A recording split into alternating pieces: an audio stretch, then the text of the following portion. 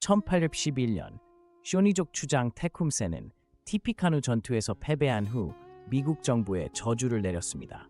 20년마다 대통령이 죽을 것이라는 그의 예언은 역사 속에서 놀라운 현실로 나타나기 시작했는데요. 이 저주의 배경에는 원주민의 땅을 빼앗은 미국 정부에 대한 분노가 깔려 있었습니다. 1840년 윌리엄 헨리 해리슨 대통령이 취임한 지 단 32일 만에 폐렴으로 사망했습니다. 그의 긴 취임 연설이 추운 날씨 속에서 이루어진 것이 직접적인 원인이었지만 사람들은 이를 테쿰세의 저주로 해석하기 시작했죠. 이 사건은 저주의 첫 번째 실현으로 기록되었습니다. 1860년 당선된 에이브러햄 링컨 대통령은 남북전쟁의 혼란 속에서 1865년 극장에서 암살당했습니다. 당시 미국은 분열의 위기에 처해 있었고 이 암살 사건은 저주가 단순한 우연이 아니라는 의심을 더욱 부채질했습니다. 특히 저주가 당선년에 적용된다는 해석이 제기되기 시작했죠. 1880년 당선된 제임스 가필드 대통령은 취임 4개월 만인 1881년 역시 암살당했습니다. 이로써 20년 주기마다 대통령이 암살되는 패턴이 더욱 뚜렷해졌고 대중들은 테쿰세의 저주를 진지하게 받아들이기 시작했습니다. 당시 신문들은 이 사건을 인디언 저주의 재현이라 보도했죠. 1900년 당선된 윌리엄 맥키니 대통령은 1901년 박람회장에서 암살당했습니다. 이 사건으로 테쿰세의 이름이 신문에 본격 등장하기 시작했고 20세기에 들어서도 저주가 계속되고 있음을 확인시켰습니다. 산업화 시대에도 초자연적 저주가 통한다는 공포가 확산되었죠. 1920년 당선된 워렌 하딩 대통령은 1923년 갑작스런 심장마비로 사망했습니다. 공식적인 사인은 자연사였지만 그의 죽음은 음모론을 낳았습니다. 특히 하딩이 부정부패 스캔들에 휘말려 있었던 점이 저주와 연결되어 해석되기도 했죠. 이로써 저주가 반드시 암살로만 이어지지 않음을 보여주었습니다.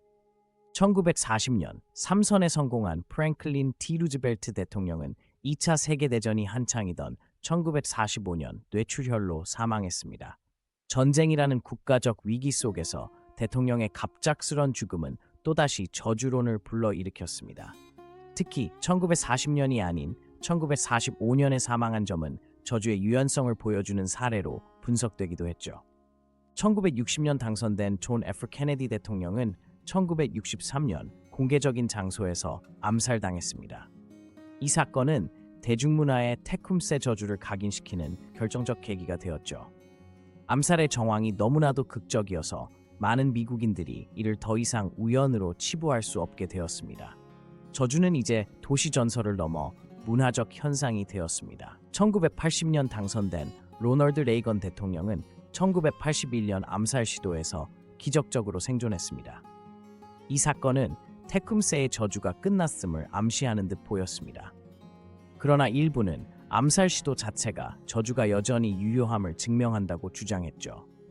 저주가 점점 약해지고 있다는 해석과 저주의 형태가 변하고 있다는 해석이 맞서게 되었습니다. 2000년 당선된 조지 W. 부시 대통령은 2001년 90일 테러 위기에서 생존했습니다. 일부는 저주가 암살에서 대규모 테러로 형태를 바꿨다고 해석했지만 대통령 본인이 직접적인 피해를 입지 않은 점은 논란을 낳았습니다. 현대에 들어 저주가 어떻게 작동하는지 아니면 과연 진짜로 존재하는지에 대한 의문이 더욱 깊어졌습니다. 수학자들의 분석에 따르면 20년 주기로 대통령이 사망할 확률은 약 25% 정도로 계산됩니다. 이는 충분히 우연으로 설명 가능한 범위죠. 또한 다른 국가에서는 비슷한 패턴이 발견되지 않는 점도 저주설을 반박하는 근거입니다. 특히 레이건의 생존은 저주가 단지 미신임을 강력히 시사하는 사례였습니다. 테쿰세 저주의 지속성은 미국의 원주민 억압 역사와 무관한